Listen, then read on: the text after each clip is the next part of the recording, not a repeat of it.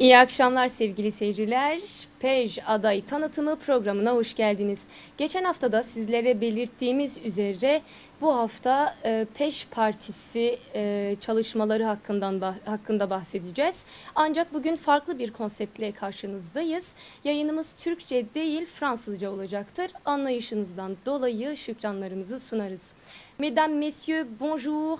Et bienvenue à notre émission de présentation des candidats aux législatives de juin 2017. Alors aujourd'hui, le concept sera différent et l'émission se déroulera via Skype. Le thème du programme d'aujourd'hui est de connaître de plus près l'un des candidats du PEJ, Parti Égalité Justice, qui se présente aux législatives de juin 2017. Aujourd'hui, j'ai l'honneur d'accueillir Monsieur Hüseyin Karaoğlan de Dreux, qui est candidat aux législatives de juin 2017. Soyez le bienvenu, Monsieur Karaoğlan. Vous m'entendez, j'espère. Oui, je vous entends très bien, merci. Alors, tout d'abord, nous allons vous connaître. La parole est à vous. Très bien, voilà, je suis Hüseyin Karaoğlan.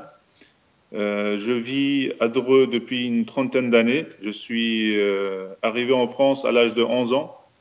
J'ai actuellement 39 ans.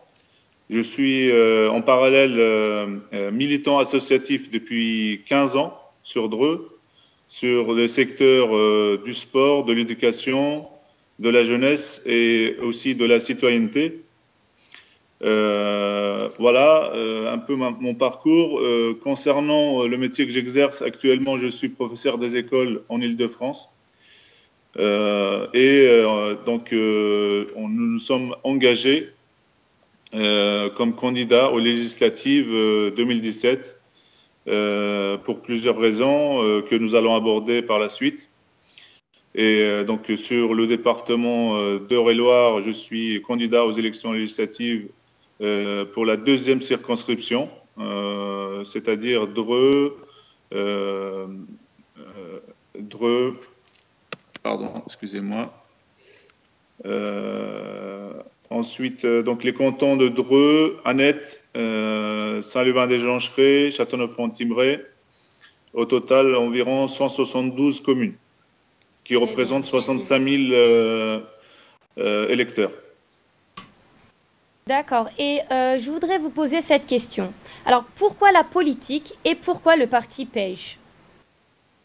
Alors, pour deux raisons. Pour des raisons, donc une motivation intrinsèque qui me sont propres, tout en sachant que, comme je vous l'ai déjà dit, je suis militant associatif et nous avons constaté avec un tas d'amis, de collègues, trois types de discrimination qui sont dans le partage des richesses, qui sont notamment sur les subventions qui sont allouées aux associations locales et où il y a des discriminations vraiment très flagrantes. Aussi, des discriminations sur la représentativité des Français d'origine de la diversité culturelle et cultuelle au niveau institutionnel. Et aussi donc discrimination sur la représentativité au niveau politique.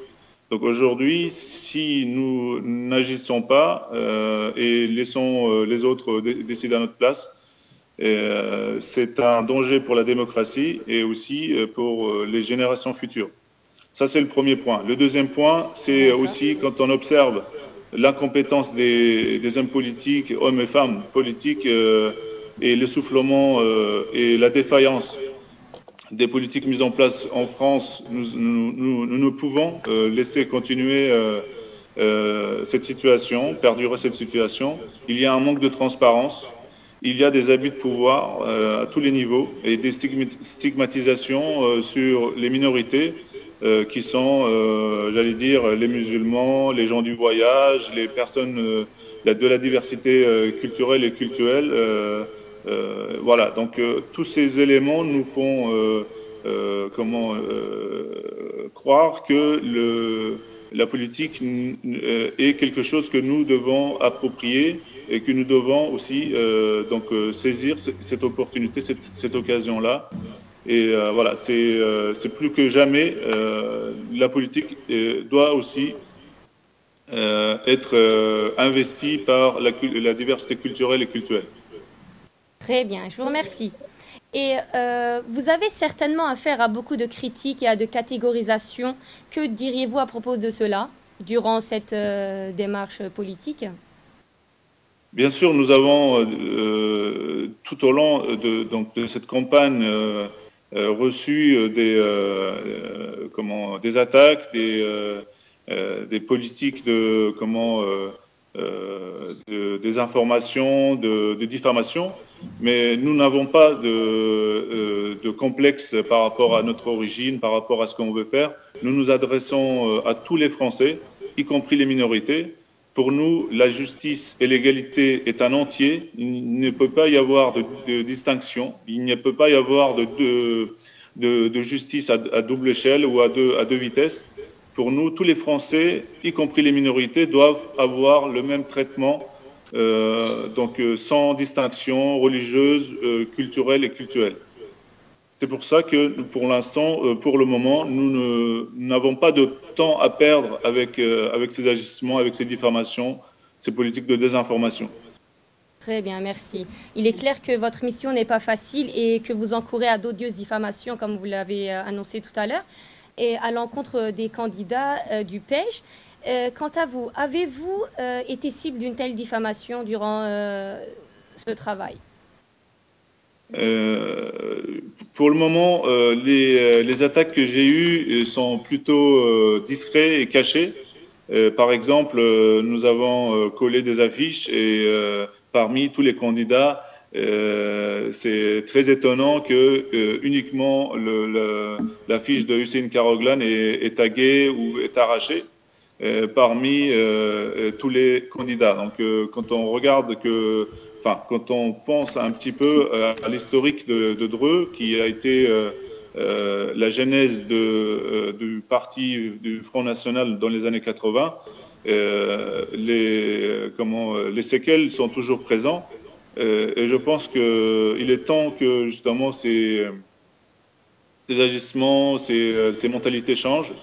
Il faut penser justement au changement et non changer les pansements par des politiques qui ne mènent à rien. Très bien, je vous remercie. Et que proposez-vous et promettez-vous aux citoyens français? Quel est votre objectif et quels sont vos projets? Alors, tout d'abord, je pense qu'il est important de souligner le fait que nous agissons de par la formation politique que nous sommes, le Parti Égalité Justice. Nous sommes 52 candidats et il ne serait-ce que si nous sommes à 15 députés à pouvoir investir l'Assemblée nationale, nous serons en mesure d'apporter et de modifier des lois. Par exemple, une de mes priorités serait d'abroger la loi du travail et d'accentuer spécifiquement le curseur sur la jeunesse, puisque aujourd'hui, par exemple, à Dreux, nous avons plus de 50% des moins de 25 ans qui sont au chômage et qui sont voués à eux-mêmes. Et c'est pas étonnant de voir que Dreux fait partie de la plaque tournante de la délinquance et des incivilités sur le département d'Eure-et-Loir. Et je pense que c'est un problème systémique. Ce qu'on vit à Dreux, on le vit certainement dans d'autres régions, dans d'autres départements.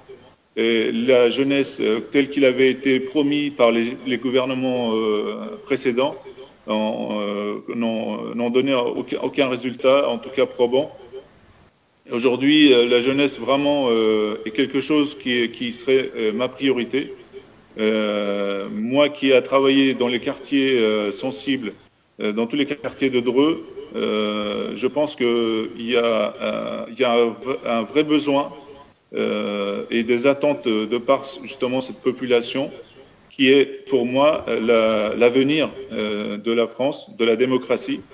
Et aujourd'hui, c'est vraiment mon cheval de bataille serait d'abroger la loi du travail et d'apporter des aides à la formation professionnelle et aussi à la mobilité, c'est-à-dire par exemple par rapport au transport, ça serait gratuité pour les jeunes qui travaillent ou qui sont en formation en Île-de-France ou dans le département, et vraiment des mesures très concrètes pour justement aider les jeunes à sortir de ce territoire, à sortir de la précarité et aussi se former tout au long de leur vie.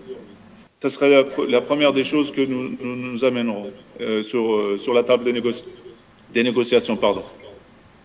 D'accord, très bien, je vous remercie beaucoup. Et avant de finir, je voudrais vous poser une question, la question et la dernière question plutôt. Finalement, que direz-vous? Quels seront vos derniers mots? Alors, mes derniers mots sont très clairs. Nous n'avons pas de complexe par rapport à notre diversité, par rapport à notre origine. Nous nous adressons à tous les Français, sans distinction de religion, de race ou quoi que ce soit.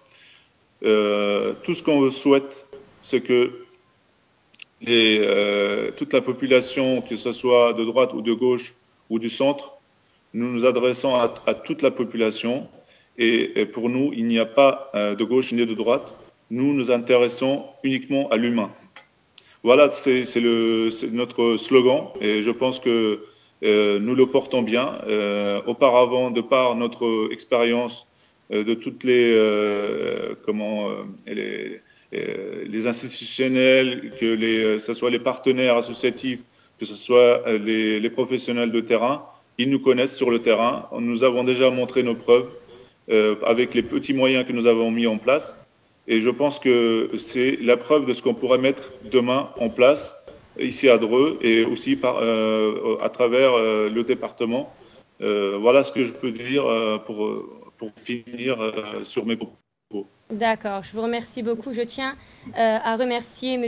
Karaoğlan pour sa participation et lui souhaite bon courage dans sa lutte politique à lui et à son parti politique, et vous remercie, chers téléspectateurs, d'avoir accordé du temps à nos côtés, et espérant vous retrouver la semaine prochaine, mercredi à 18 h dans notre émission Que la paix soit sur vous. Merci, bonne soirée à vous.